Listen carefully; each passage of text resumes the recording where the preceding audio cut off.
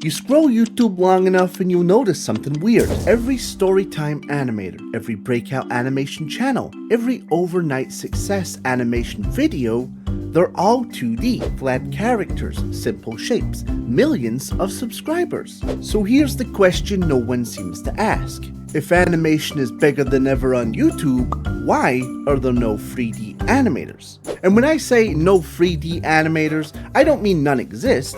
I mean none that dominate the platform, define a genre, or feel like part of an actual movement. Why doesn't 3D animation survive on YouTube the way 2D does?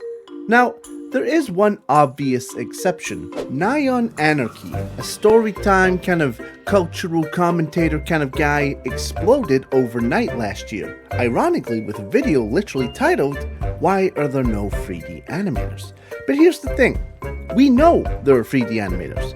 I've spoken to them in my comments, in replies, quietly scattered across YouTube. Talented people who tried, uploaded, and then disappeared. Even with Nyan's own video in his comments, there are hundreds of 3D animators going, "I'm here." So this video isn't about the lack of 3D animators, it's about asking why the platform has failed to become a place of sustained success for anyone other than the rare exception. And that's where things get interesting. Because the answer isn't the lack of talent, it's not the lack of effort, and it's definitely not because people hate 3D. I love 3D animation. Most people do. We grew up on it. Games, movies, cutscenes, cinematics. So the fact that it barely exists on the biggest video platform on Earth, something doesn't add up. So let's try and break it down. The very first problem 3D animation runs into on YouTube is characters. In 2D, you can design a character that looks good with a few shapes, limited frames, exaggerated expressions. You can cheat a lot. In 3D, you can't cheat faces. If a 3D character looks even slightly off, dead eyes, stiff mouth, awkward movement, people clock it instantly. Bad 2D animation can be charming, but bad 3D animation is uncomfortable. It gets into that strange uncanny valley territory, and trust me, when people notice it, it's a lot of work to get that trust back. To get a 3D character to an acceptable level, you need clean topology, solid rigging, believable weight, facial controls that don't feel robotic, and that ain't hard. That's exhausting, which means most 3D animators never even get past the character stage, and if they do, they're already burnt out. Now, to be honest, 3D animation does have its advantages. Once a model is built, it can be reused, animated from any angle, lit dynamically, and posed endlessly. In theory, 3D animation should be faster long term, but YouTube doesn't reward long term, it rewards now. 2D animation thrives because you can animate fast, simplify on the fly, exaggerate without realism. 3D thrives in studios because teams exist, pipelines exist, time exists. On YouTube, you're one person, so what looks efficient on paper becomes impossible in practice. And this reveals where things quietly went wrong. When 3D animation did find a place on YouTube, it wasn't through stories, it was through tutorials, modeling tips, rigging breakdowns, how I made this in Blender. And don't get me wrong, that content is valuable. It's how a lot of people learn 3D. But it created a trap, because the biggest 3D channels didn't build audiences, they built students. People came to learn a technique and left the second the video ended. No characters to follow, no personality to latch onto, no reason to come back next week. Meanwhile, 2D animators were doing the opposite. They weren't teaching animation, they were using it to tell stories. That's how you get a Jaden Animations of the world.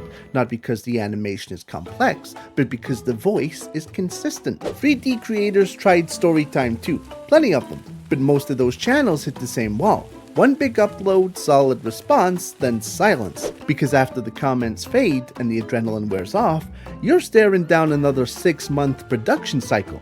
So 3D animation didn't become a storytelling genre on YouTube, it became an educational niche. And niches don't create movements, they create tutorial playlists. One area where 3D actually wins is backgrounds. A 3D background can be built once and reused forever. Take my videos for example. Change the lighting, move the camera, swap props. It's efficient. But here's the catch. That efficiency only matters if you've survived long enough to reuse it. Most 3D animators never get there. They spend months building worlds that no one ever sees twice. If I want a mall for a background, I need to go in and build a full-ass mall. In a 2D drawing, you draw some cubes, an escalator, and wham, you got a mall. I am grossly underestimating the time and skill it takes to draw for this example, but you get what I mean. And on YouTube, the algorithm will love speed over style 100 times over. The skill ceiling for 3D animation is brutal. Not because it's hard to learn, but because it's hard to finish. You can be a great modeler, a great rigger, a great animator, and still not be able to make YouTube content consistently. 2D animation lets you grow while publishing. 3D animation often demands mastery before publishing, and YouTube punishes silence. So what happens? Most 3D animators upload once, twice if they're lucky, then disappear. Not because they failed creatively, but because the platform outpaced them. And then you have the community problem, and this is honestly the real killer.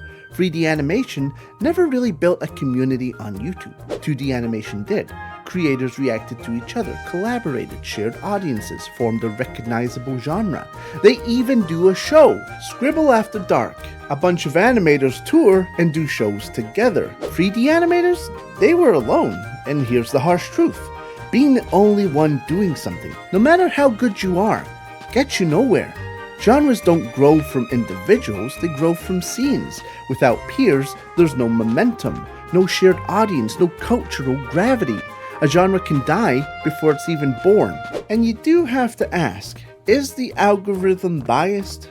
Now, pure speculation here, but I do wonder if the algorithm subtly favors 2D animation, not intentionally, but because 2D thumbnails read clearer, characters emote faster, visuals are simpler at a glance. 3D animation often needs motion to sell itself, and thumbnails don't move.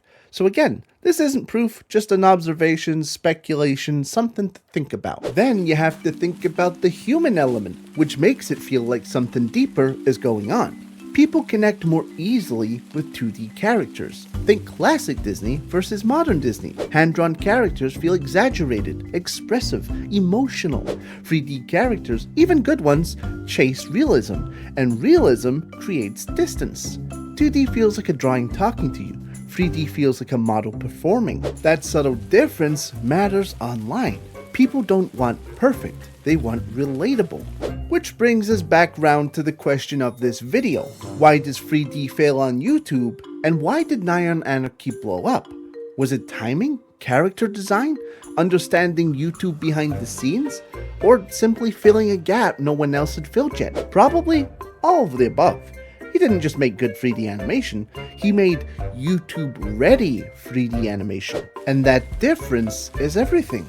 I think if you're planning to be a 3D animator on YouTube, you need a backlog, big time. You need sets, scripts, and an iron will to pull this off. So, no, I don't think 3D animators are just out to fail on YouTube. I think the audience is waiting to rally behind a community of people who love it the way they love 2D. I think they're waiting for the right voice, the right format, the right moment. 3D animation isn't dead, it just hasn't found its YouTube language yet. And honestly, I think it will. I mean, I'm here. It'd be weird if I thought it was going to fail. And if you're a 3D animator and you've tried YouTube and burned out, I want to hear your story. I know a few of you have talked to me in my comments previously, but I want to know more. What went wrong? What didn't work? What did work? Because maybe the next wave of 3D animation doesn't start with one creator, but with a conversation among all of us. And if you like this video, go ahead and leave a comment, leave a like, share the video, tell me how much you love it and how much you love me. I always love a little bit of praise. I am a cartoon, after all. Okay, bye everyone, see you in the next one.